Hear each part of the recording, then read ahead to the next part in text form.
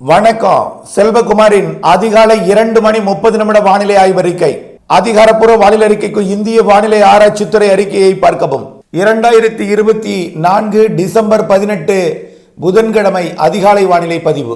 இது ஓரளவிற்கு சுருக்கமான ஒரு அறிக்கையாகவும், ஏன் மழைப்பொழிவு சற்று பின்னடைகிறது, உங்களுக்கு மழைப்பொழிவு எப்படி இருக்கும், எந்தெந்த மாவட்டங்களுக்கு வரக்கூடிய டிசம்பர் 31 வரை மழைப்பொழிவு இருக்கிறது, இவையெல்லாம் விரிவான அறிக்கையாக வீடியோ லிஸ்ட்ல இருக்கும். அதை பார்த்து பயன்பெறணும். இதுலையும் அது சுருக்கமாக அறிவிக்கிறேன். வானிலை அமைப்பு வங்கக்கடலில் உருவாகி தமிழ்நாட்டின் கரையை நெருங்கி கொண்டிருக்கக்கூடிய, கிட்டத்தட்ட நெருங்கியே இருக்கு. இவ்வளவுதான் நெருங்கும், கொஞ்சம் நெருங்கும். இந்த நிகழ்வு தற்பொழுது தமிழ்நாட்டின் கரைக்கு கிழக்கே 250 கிலோமீட்டர் தொலைவில் இருக்கு, 300 கிலோமீட்டருக்குள்ளார. இந்த நிகழ்வை எப்பொழுதுமே நம்ம கிலோமீட்டர்ல சொல்றது கிடையாது, தாழ்வு பகுதியை இருந்தாலும் புரிதலுக்காக தமிழ்நாட்டிலிருந்து எவ்வளவு தூரத்தில் இருக்கு என்பது புரிதல் வேண்டும். அதுக்காக தமிழ்நாட்டின் கரைக்கு 250 கிலோமீட்டர் தான் அதோட மையம் இருக்கு, 300 கிலோமீட்டருக்குள்ள. இதனால மழை பொழிவு ஏன் பொழியவில்லை அப்படின்னு பார்த்தீங்கன்னா, இரு காற்றுகள் இணைவு கடல்லையே இருக்கு. நீராவி காற்றை தரை ஏற்றிய பின் வட இந்திய குளிரலை தரையில் குளிர்விப்பதற்கு பதிலாக நீராவி காற்றை தரை ஏற்றுவதற்கு முன் இடைமறித்து வடகிழக்கில் இருந்து வரக்கூடிய குளிரலை கடலிலேயே குளிர்வித்து கடலிலேயே மழை பொழிவை கொட்டி வருகிறது. கண்டிப்பாக அந்த வட இந்திய குளிரலை, சரி மன்னிக்கவும், வடகிழக்கு குளிரலை கடலில் சந்திப்பை ஏற்படுத்தாவிட்டால் தரையில் சந்திப்பை ஏற்படுத்தி மீண்டும் ஏற்கனவே வெள்ளம் பாதித்த மாவட்டங்களுக்கு வெள்ளம் பாதித்திருக்கும், பல்வேறு மாவட்டங்களுக்கு உள்ளேயும் மழை பொழிவு நிறைய கொடுத்திருக்கும். ஆனால் இப்பொழுது கடலிலே மழை, கனமழை, நேற்று முன்தினம் முதல் கடலிலே மழை பொழிகிறது. ஓகே, கிடைக்குமா தரைக்கு? எப்படிப்பட்ட வானிலையை தரைக்கு கொடுக்கும் அப்படின்னு பார்த்தீங்கன்னா, இன்றைக்கு தேதி 18, நாம 20ஆம் தேதி வரை தமிழ்நாட்டின் கரையில நீடிக்குன்னு சொல்லிட்டு இருக்கோம். 20ஆம் தேதி என்னங்க, கிறிஸ்துமஸ் வரைக்கும் தமிழ்நாட்டின் கரையிட்டு தான் நீடிக்க போது, தரை கடந்து மேற்கையும் போறதுக்கு வாய்ப்பு இருக்கிறது. புரிச்சுங்க. முதல்ல இதை தான் திரும்ப திரும்ப சொல்லிட்டு இருக்கேன். நேற்றைக்கு ஒரு அறிக்கையில வாய்ப்பாக சிலவற்றை அறிவியுங்கள் என்று சொல்ல கேட்டு நாம சில வாய்ப்புகளை அறிவித்த பொழுது பல்வேறு இடர்பாடுகள் எனக்கு வந்தது. அதெல்லாம் தனியா ஒரு அறிக்கையில பின்னாடி இருக்கு கொடுக்கிறேன், ஏன் என்ன பிரச்சனை எது.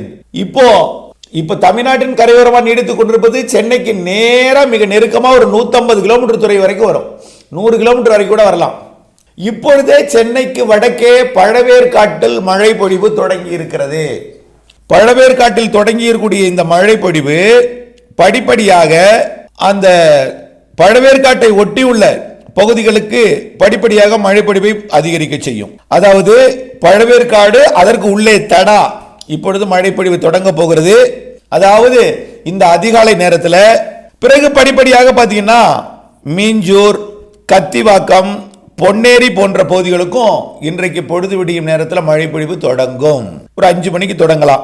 அதற்கு பிறகு பார்த்தீங்கன்னா பெரிய மாங்காடு, அப்புறம் உள்ளே பார்த்தீங்கன்னா கும்மிடிப்பூண்டி, அதே போல ரெட் ஹில்ஸ், அப்படியே ஆவடி, அம்பத்தூர், பூந்தமல்லி, சென்னை, வடசென்னை, திருவொற்றியூர், தண்டையார்பேட்டை, பேசன் பிரிட்ஜ் போன்ற பகுதிகளுக்கெல்லாம், எண்ணூர், இந்த பகுதிகளுக்கெல்லாம் மழை பொழிவை தொடக்கும். ஒரு பொழுது விடுவதற்குள் மழை பொழிவு கண்டிப்பாக பழவேற்காடு மற்றும் கத்திவாக்கம், மீஞ்சூர், பொன்னேரி பகுதிகளுக்கு தொடக்கி காலையில் சென்னைக்கு மழை பொழிவை தொடக்கும் என்று எதிர்பார்க்கப்படுகிறது.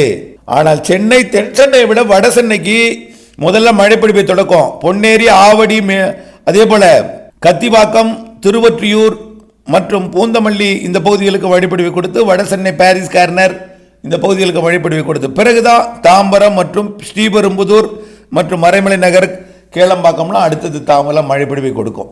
எப்போ? காலையில். சரி, பாதிக்குமா அப்படின்னு பார்த்தீங்கன்னா, சார் இன்றைக்கு வரைக்கும் நிகழ்வு எங்கேயும் போகல.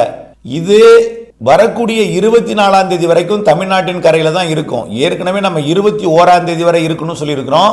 ஆனா பல்வேறு மாதிரிகள் ஆந்திர கரையை தொட்டுக்கொண்டே அப்படியே விசாகப்பட்டினம்லாம் போய், கல்கட்டா போய், மேற்கு வங்கம் போய், மியான்மர் வரைக்கும் போறதா காட்டப்படுகிறது தான் சொல்லிட்டு இருக்கேன். அது உலக மாதிரிகள். நம்முடைய வானிலை கணிப்பு என்னன்னா, இது கரை கடந்து மேற்கு நோக்கி போகுதுன்னு தான் சொல்லிட்டு இருக்கோம், போகும்னு எதிர்பார்த்துட்டு இருக்கோம். நாம அந்த முடிவில் எந்த மாற்றமும் செய்யல. ஆனால் வாய்ப்பாக 2 வாய்ப்பாக நாம் அறிவித்திருந்தோம். காரணம், கடல் வெப்பம் செயலிழந்தாவது திரும்ப தான் நேற்று அறிக்கையிலேயே கொடுத்திருக்கோம். அந்த அறிக்கையை அவங்க முழுமையா பார்க்காம கடைசி வரைக்கும் முதல்ல இருக்கிற சில வார்த்தைகளை பயன்படுத்தி கோபங்களை கொட்டினார்கள். இது மனித இயல்பு, அதுதான் இயற்கையே. இப்படி எல்லாம் போய்கொண்டிருக்கிறது. இறைவன் அப்படி வழிநடத்தி கொண்டிருக்கிறார் இயற்கை. புரிஞ்சுக்குங்க. மனிதர்களிடம் அதுக்கெல்லாம் தனியாக ஒரு அறிக்கை போட்டிருக்கேன் பின்னாடி. அடுத்தது ஏன் மழை பெய்யல, எப்போ பெய்யும் உங்களுக்குலான்னு. ஆக இன்றைய மழை பொழிவு சென்னை, திருவள்ளூர், காஞ்சிபுரம், செங்கல்பட்டு, விழுப்புரம் வரைக்கும் மழை பொழிவை கொடுக்கும். ஆனால் விழுப்புரத்தை விட செங்கல்பட்டுக்கு வாய்ப்பு கூடுதல். செங்கல்பட்டுலேயே வடக்கு செங்கல்பட்டு, அதாவது தாம்பரம், காஞ்சிபுரம் மாவட்டத்திலேயே கிழக்கு தாம்பரம், சரி கிழக்கு காஞ்சிபுரம் மாவட்டம், அதாவது சென்னையை ஒட்டிய செங்கல்பட்டை ஒட்டிய காஞ்சிபுரம் மாவட்ட பகுதி, ஒட்டுமொத்த சென்னைக்கு நல்ல மழை பொழிவு கொடுக்கும். அந்த சென்னையிலேயே வட சென்னைக்கு சிறப்பான ஒரு மழை பொழிவை கொடுக்கும். வட சென்னையை விட திருவள்ளூர், திருவள்ளூரிலேயே பழவேற்காடு, கத்திவாக்கம், இந்த மீஞ்சூர், இந்த பகுதி, எண்ணூர் நல்ல மழை பொழிவை கொடுக்கும். சரி, எவ்வளவு கொடுக்கும்? அதாவது நிகழ்வு நெருங்கி வருவதை பொறுத்து இருக்கிறது. நெருங்கி வருவதை பொறுத்து இருக்கிறது. நல்லா பாருங்க, நிகழ்வோட பெரிய விட்டம்.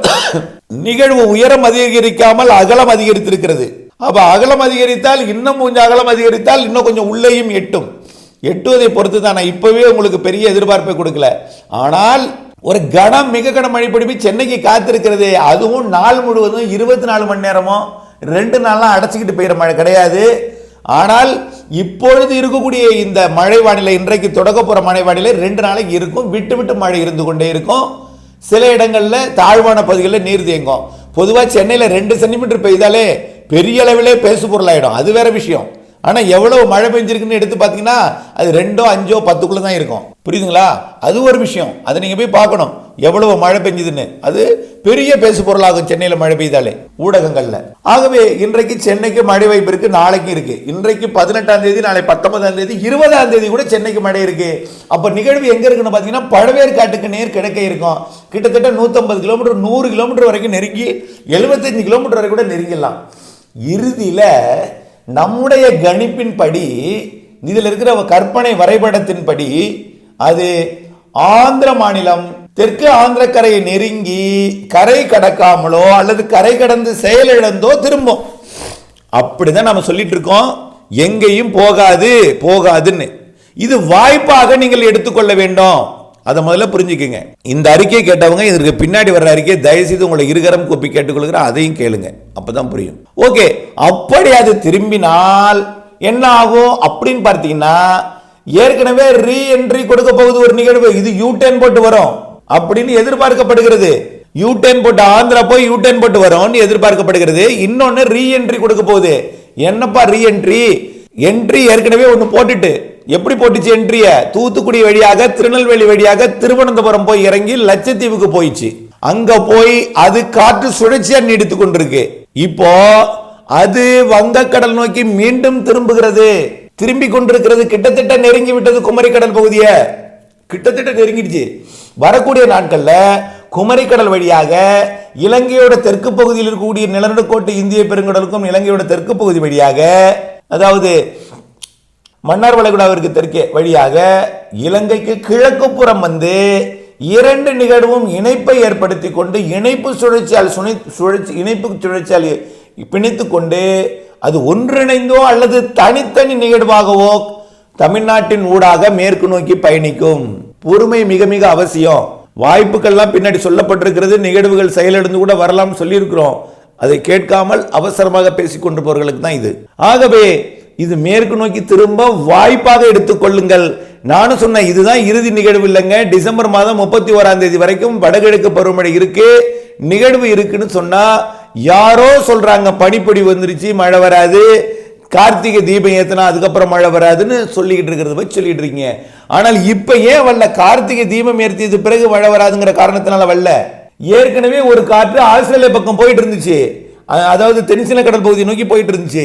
அந்த காற்று தற்பொழுது வங்கக்கடல் நோக்கி திரும்பி இருக்குது. அது வியட்நாம் வழியாக வரக்கூடிய, கம்போடியா வழியால் லாவோஸ் மற்றும் மியான்மர் வழியாக வரக்கூடிய குளிர்காற்று வங்கக்கடலில் இறங்கி தெற்கிலிருந்து எடுத்து வரக்கூடிய நீராவியை சென்னை மற்றும் டெல்டா மாவட்டங்கள், வடகடலோரம் மற்றும் டெல்டா மாவட்டங்களில் ஏறிய பிறகு வட இந்திய குளிரலை குளிர்விக்க வேண்டும். ஆனால் ஏறுவதற்கு முன்பே கடலிலே தடுத்து, எதிர்த்து, இடைமறித்து, குளிர்வித்து கடலில் மழை பொழிவை கொட்டி வருகிறது. இதற்கு பிறகு அது கண்டிப்பாக மேற்கு நோக்கி நகரும் பொழுது கண்டிப்பாக எல்லா மாவட்டங்களுக்கும் மழை பெய்யும். 31ஆம் தேதி வரை இருக்கிறது நிகழ்வு மழை இருக்கு. இன்னும் 2 நிகழ்வு இருக்கு. மொத்தம் நாம் அறிவித்திருக்கிற நிகழ்வு 4. இப்ப இருக்கிற நிகழ்வு 2வது நிகழ்வு. இன்னும் 2 நிகழ்வு இருக்கிறது. மாத இறுதியில் ஒரு நிகழ்வு இருக்கு. புரிஞ்சுக்கங்க, செட் ஆகிறத பொறுத்து தான் மழை பிடிப்பு அங்கங்க மாறும். எல்லாவற்றையும் வாய்ப்பாக எடுத்துக்கொள்ளணும்.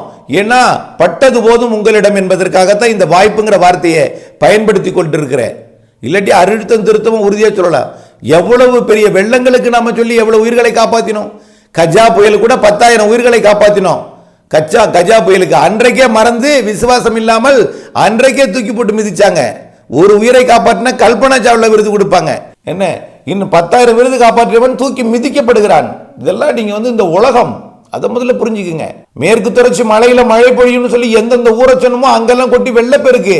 திருநெல்வேலிக்கு மழை பெய்யுமான்னு கேட்டவங்களுக்கு சொன்னேன். ஏங்க மழை பெய்யுமான்னு கேட்குறீங்களே, வெள்ளம் வர போகுதுங்கன்னு சொன்னேன். ஞாபகம் இருக்கும் யாராட்ட பேசினேன்னு. நீ மாவட்ட நிர்வாகத்துக்கும் அதை தான் சொன்னேன். மழை பெய்யுமான்னு கேட்காதீங்க, ஏரி குளங்கள் நிரம்புன்னு கேட்காதீங்க, நிரம்பி வழியும் பெருக்கெடுக்கும் வெள்ளம் சொன்னோம். அது வெள்ளம்னு அதிகமா சொன்னா பீதி ஏற்படுத்தும் சொல்லி ரொம்ப அடக்கி வாசித்தேன் முதல்ல. ஆகவே இதே உடுப்பூர் திருமூர்த்தி மலைப்பகுதிகளுக்கு வெள்ளம் வரவில்லையா? அமராவதி நிரம்பி காவிரியில வெள்ளம் ஓடவில்லையா? 1,00,000 கனஅடி கரூர்ல கலந்தது காவிரியில எல்லாம் சேர்த்து, பழனிலிருந்து வந்துட்டு மடத்துக்குளத்து வந்த தண்ணி எல்லாம் சேர்த்து.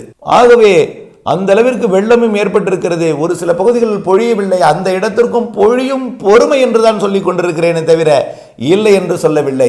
அடுத்ததாக அறிக்கை உங்களுக்கு எப்பொழுது என்ற விரிவான அறிக்கையுடன் இணைந்திருக்கிறேன். இந்த மாதம் இந்த 23ஆம் தேதி வரை 24ஆம் தேதி 25ஆம் தேதி கிறிஸ்துமஸ் வரைக்கும் மழை இருக்குங்க. பொறுத்திருந்து பாருங்கள். யூடர்ன் போட்டு திரும்பி வர வாய்ப்பு இருக்கிறது. அடுத்த நிகழ்வும் ரீஎன்ட்ரி போட வாய்ப்பு இருக்கிறது. இந்த ரீஎன்ட்ரி அது இல்லாம மாத இறுதியிலே ஒரு நிகழ்வு இருக்கிறது. ஆகவே நிகழ்வுகள் இருக்கிறது என்பதை புரிந்து கொள்ள வேண்டும். ஏதோ மாதிரிகள் மழை இல்லாமல் போல் உங்களுக்கு காட்டலாம். அந்த மாதிரிகளை பார்த்து என்னை புண்படுத்துகிறீர்கள் என்பது நன்றாக புரிகிறது. புரிந்து கொள்ள வேண்டும், பொறுமை வேண்டும் என்பதை தான் உங்களை இருகரம் கூப்பி கேட்டுக்கொள்ளுகின்றேன். இந்த மாதிரிலாம் யாரும் கேட்க மாட்டாங்க.